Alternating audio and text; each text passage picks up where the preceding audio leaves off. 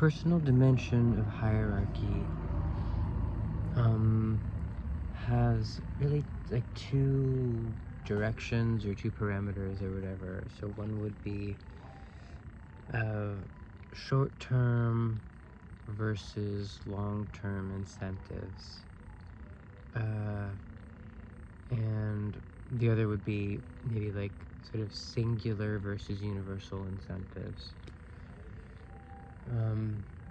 In the previous video on the sort of the personal dimension of sovereignty, it talked a bit about like how one you know how to sort of make contact with your own desires and kind of have them be the animating principle in what you do, through, by kind of exercising your own sort of thoughts and imaginations to kind of amplify them. And then in the case of hierarchy, it's kind of like, basically it's a matter of making room for infinite ideals, which are not going to bring immediate satisfaction. So, in any given moment, like a person is always kind of thirsting for satisfaction. Like we sort of have drives to have like a sense of belonging, or like hunger or sex, or like, drives,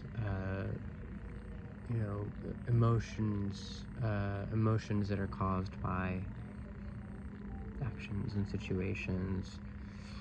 And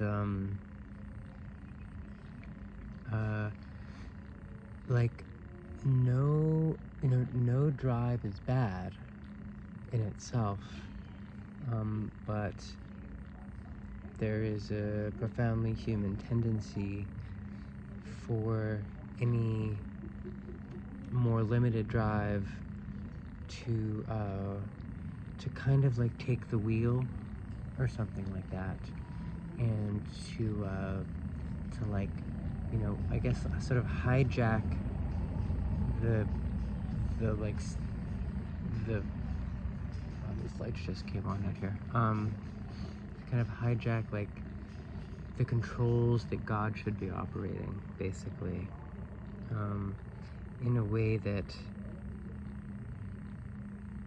your thoughts are that it's more important to satisfy the drive than it is to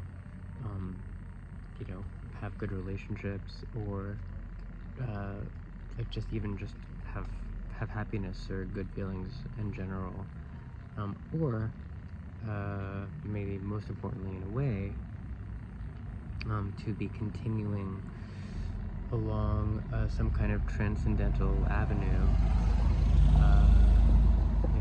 continuing in a project that is sort of oriented towards the infinite, that is a manifestation of God's will.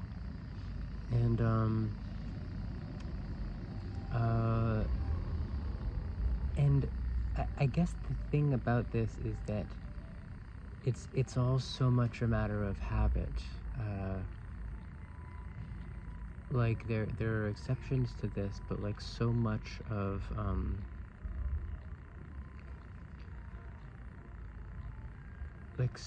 how one spends one's time is more of a choice than it can feel like. Like it can actually feel very very painful, if you have a lot of resistance to focusing on the ideal realm, to focus on, and so that's the kind of first axis I was talking about. And then there's also sort of the self versus universal, where like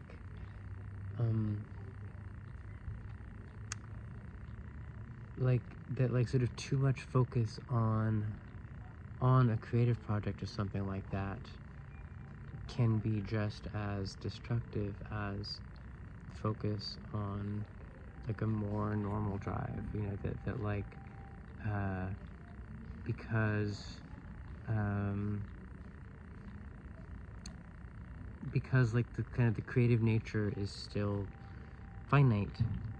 It's still kind of yourself, and so like there's this kind of other vector of making contact with God directly, you know, through real religious practice, real religious observance, and I think it's very important to distinguish between that and art. You know, there are a lot of people who want to fuse those things. That's kind of like the Spinozist view. I tweeted the other day that Spinoza is evil, and people got mad, or whatever. People just, you know, responded on Twitter, which is getting mad. But like, you know, at some point in modernity, there was this idea that all different forms of revelation are the same, and that, you know, creative genius is the same as religious revelation, or that it's the same God doing both. And you know, maybe it is the same God doing both, but there's a difference between like profane sacredness and sacred sacredness. Like my music, you know, it's oriented towards the sacred, but like it is profane, you know, it has kind of my signature somehow, and like it's, you know, I have a career in it, and like it deals, you know, with styles and that are in the world and whatever. Like it's not divine. It points to the divine, and so there's some kind of just chiasmus there between, you know, on the one hand, consciously choosing to prioritize unique creative work, genius work, over like the quotidian aspects of life, without completely neglecting the latter, but then also the other way around, of prioritizing God over creation, which in some ways can end up manifesting as prioritizing the quotidian over